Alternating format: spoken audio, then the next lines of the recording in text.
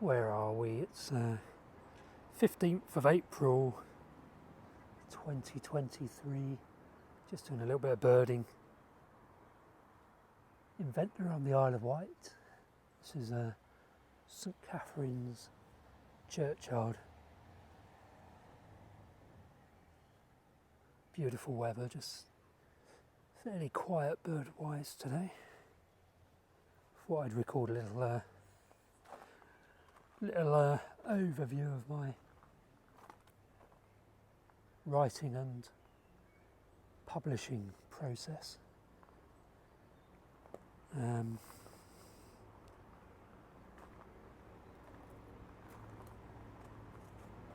Robins frantically collecting food.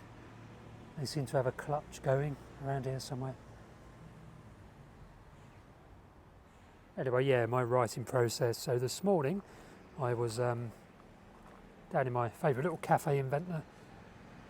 First thing in the morning cafe, which is Besties and Spinkies by the paddling pool in Ventnor Bay. Managed to get just over 1,000 words written down. Let's just sit down here for a minute. Yeah, so when I'm sitting in the cafe, I usually write using the iPad Air with a Logitech Combo Touch keyboard. But after about 11:30, I leave there and I come outside and will often sit in spots like this and write using this, my iPhone Mini 13, using voice to text rather than a keyboard, which works really, really well. So I'll just sit here birding and writing, and in another little spot up at the terrace or on the beach when it's quiet enough during the week. Yeah, so that's how I write. I either use an iPad Air or my iPhone Mini and the Scrivener writing software, which I use both on the iPad Air and on my iPhone Mini as an app for the Mini, which works very well. So that's Scrivener, which is a piece of software that lots of writers use. One-off payment of about £49 at the moment, I think it is, for a lifetime copy of the program, and it's superb. Scrivener for writers. Don't use Microsoft Word. Anyway, so I'll get my manuscript done. He said optimistically. And then it comes to the first kind of rough edits of my initial rough draft, for which I use another piece of software called Pro Writing Aid. And that's kind of either a monthly subscription or an annual subscription. I use the annual subscription, which is I think about £120 for a year. So not cheap, but not massively expensive. So Pro Writing Aid is a fantastic kind of advanced grammar check-in stroke, sentence structure and paragraph structure checking piece of software, and it's just wonderful. And I can use that to get a really pretty clean draft together. I'll run through it a few times, both using Pro Writing Aid and just reading it. Quite often read the manuscript aloud, because that's quite a good way of both making sure the book is flowing nicely and makes sense, and also making sure that when it comes to narrating it for the audio book, it's easy to kind of narrate. So I'll read it out loudly as part of the editing process, and then I'll also just read it. I'll often send a copy to my Kindle app on the iPhone Mini, so I can look at it as an e-book version as well.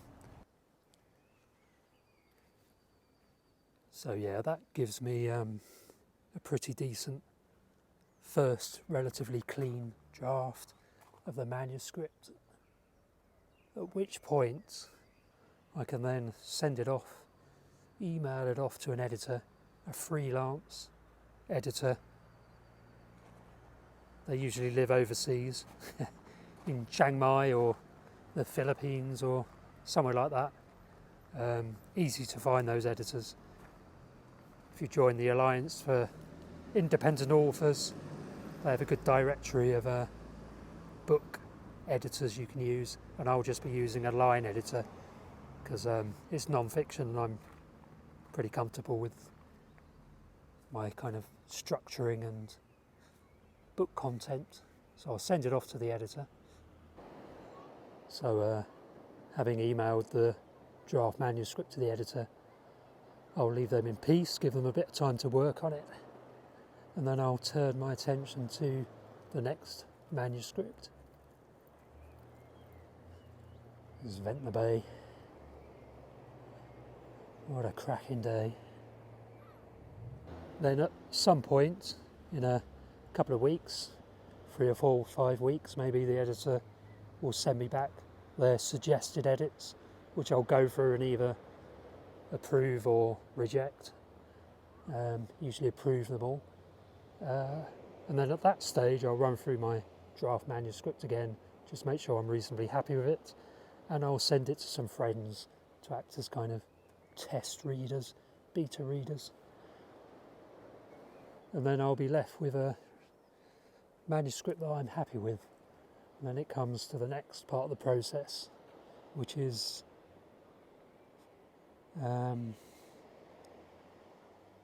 using free online software to, what are they flying? Linnets, I think. Yeah, they're calling Linnets. Free online software to format the manuscript for publication as an ebook, so that's an EPUB format, a paperback version and a hardcover version. Won't always do a hardcover version, but yeah, I'll use online formatting templates provided by Draft to Digital is one option. Draft to Digital. The Kindle or Amazon has a book formatting template through Amazon Kindle Direct Publishing, so you can use that. But because there's lots of templates available for formatting books, it's a pretty straightforward process. And now we move on to the equal most important part of independently publishing your book, which is getting a really good book cover design. So the book cover is initially at least as important as having a really good, nicely written book. The book cover really is kind of a tap on the shoulder. It kind of alerts people, attracts attention to your book.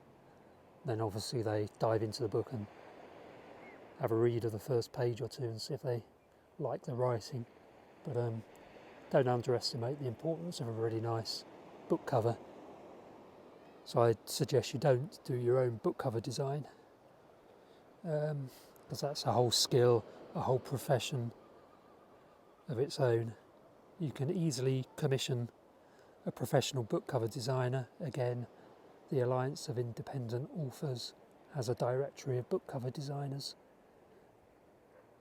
You could have a go at designing your own book covers. I strongly recommend don't, but if you do, then you could use online software such as Canva, which you can use for free, the basic version of it, which is perfectly fine for basic book cover design. Yeah, so however you choose to do it, just make sure you get a really nice book cover. And then comes the task of combining your book cover with the variously formatted manuscripts. So book cover for the ebook, one for the paperback edition, and if you have a hardcover, then one for the hardcover edition. And again, you can use online software from Draft to Digital or some other options to do that, then hopefully you'll have a nice book file with a nice book cover ready for publication. And where do you publish and how do you publish? So the first priority for me is to offer the book for sale on my own private website. Not private website, my own personal website.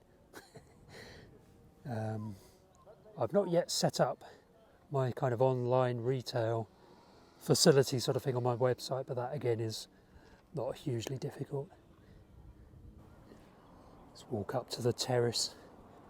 I haven't done any writing here today, but did a bit up here yesterday. If I can get to it for all the poorly parked vehicles. Tesla.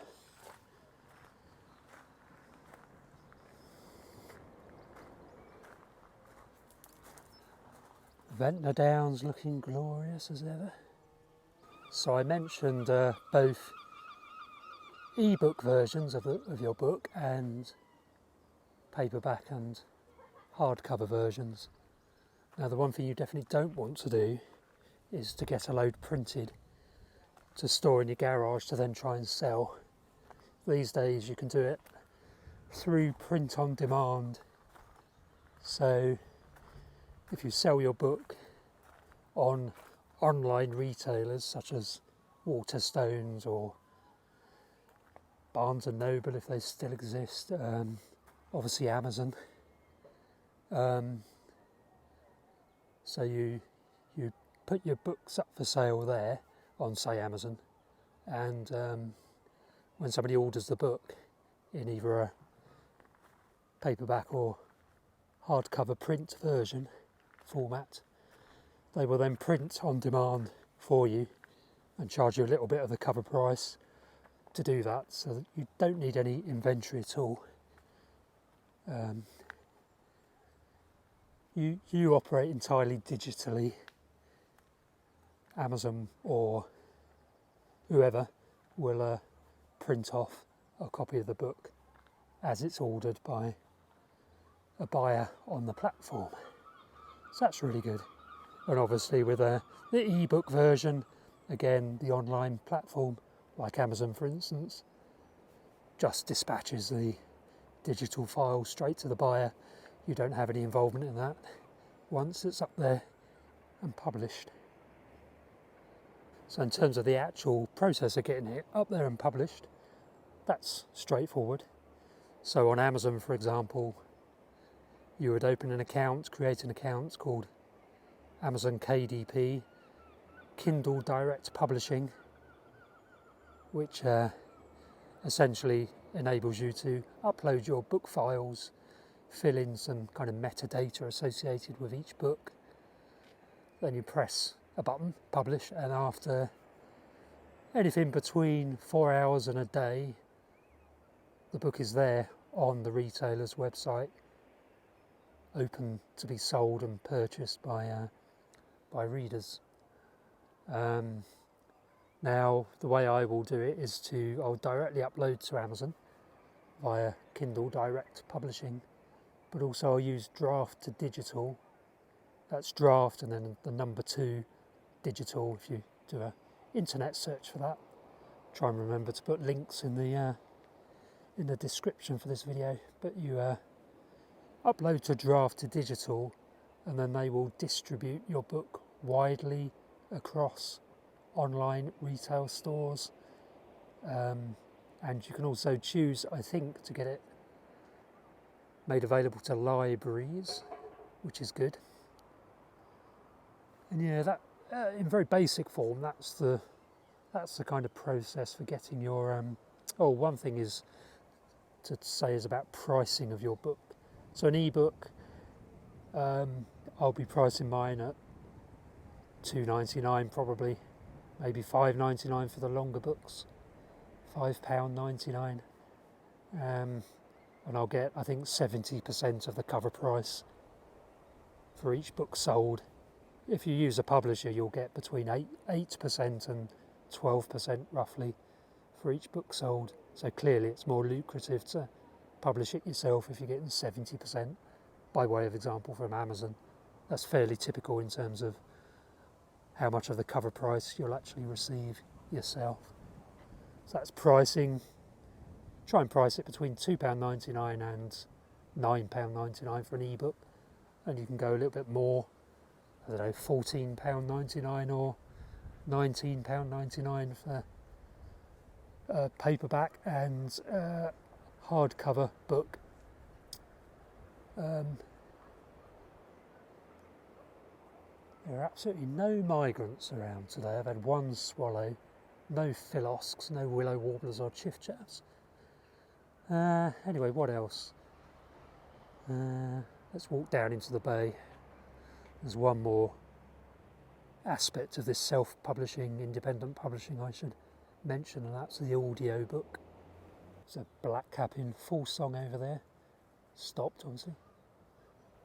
Yeah, so the audio book version. So if you're reasonably comfortable narrating your own audiobook, you can do that. Or you can commission a narrator. Now I'm going to leave that process right to the very end, because it's not cheap to get a narrator to narrate your book and create audio files for you. And it's really tiring to narrate a book. But it's not, it's straightforward as long as you have a decent microphone and can produce decent quality audio files. Then, if you're comfortable narrating it yourself, then you certainly cut the costs of doing it dramatically. And audiobooks are very popular, so I will certainly ultimately publish most or all of my books, if I ever get them published, as audio versions. And yeah, so there, is that black cap? Sounds like a baby blackbird. Yeah, fledged blackbirds. Yeah, they're the steps in self-publishing, independently publishing your own books. Now, I in no way think that self-publishing is better than getting a publisher to do most of the work for you, apart from the obvious point that you will make a lot more money per book sold if you self-publish. You'll find it more difficult to get it into some of the larger bookstores, but generally speaking, most books aren't purchased in bookshops these days, unfortunately.